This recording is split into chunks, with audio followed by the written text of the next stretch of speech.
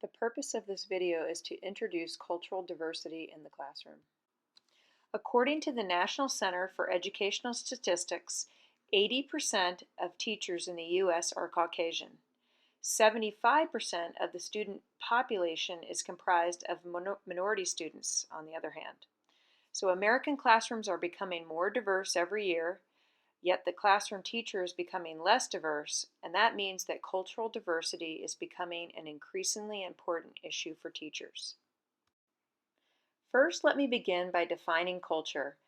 Culture includes the ideas, the customs, and the social behavior of a particular people or society.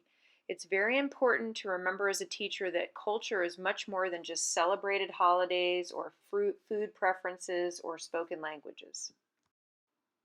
Interestingly enough, no two students are really culturally the same, even if they share a lot in common. The reason for this is that there are many factors that influence culture, and also one particular person can be a member of a variety of different cultures. In order to foster cultural awareness, teachers need to consider all aspects of culture that can influence students' and teachers' perceptions, attitudes, and behaviors. So one of the first questions you need to ask is, what kinds of cultural diversity are common in my classroom? The following slides detail some common cultural influences. A common cultural diversity is race, and in the USA we generally define race as defining people who share a common physical trait such as skin color or eye color. As educators, we need to ask ourselves, how does race affect students' perceptions of each other and themselves? Another common form of cultural diversity is ethnicity. Ethnicity is defined as our national culture.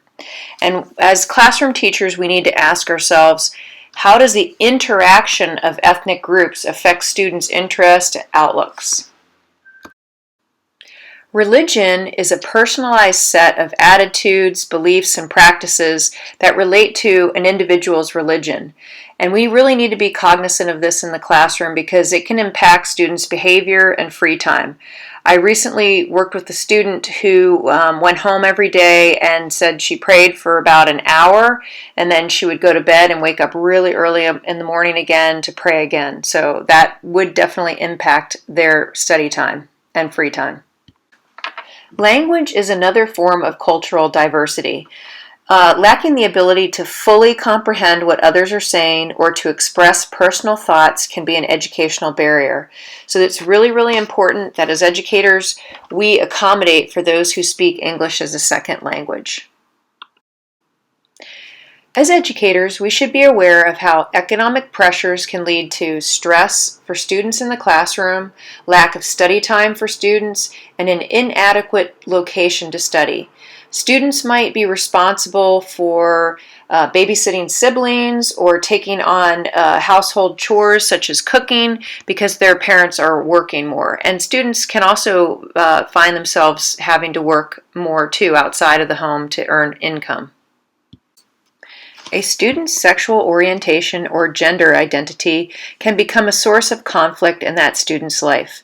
As educators, we must strive to make sure that these factors are not a point of conflict in the classroom. The way we can begin this process is by modeling tolerance of others, especially those that are different than us. Now that you're aware of some forms of cultural diversity that are common in the classroom, you're going to want to ask yourself as an educator, what can you do to foster cultural awareness and sensitivity? The first thing that you can do as a classroom teacher is express interest in diversity. How do you do that? Well, you demonstrate it by showing your own desire to be culturally aware. You can do that by modeling it in the classroom, and you can also do it by seeking out professional development to be able to help you do that. Ask students also to relate their cultural stories to lessons that you are teaching in the classroom. So another thing that you can do is make sure that you remain sensitive to differences in the classroom. And what this means is be aware that there actually are differences and also help support your students to become more aware of these cultural differences. Sometimes students don't even know about it. One example of this would be if you see a student, maybe you think, oh, that student's lazy because they're not coming to me for help. Well, consider that it could be a cultural factor. For instance, maybe their culture doesn't let them question somebody in authority. Another strategy you can use to foster cultural awareness is to maintain high expectations for all students. While this may seem counterintuitive for students that you're making accommodations for that really need them, you should still expect all students to excel. Expecting some students to not excel because of their culture teaches students that cultural differences determine achievement in the classroom.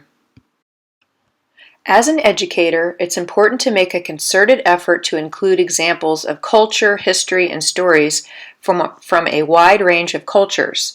For example, when you're creating word problems, are you including information that only the dominant culture could relate to? Or when you're reading stories in class, are you making sure that you have culturally diverse lead characters in the stories?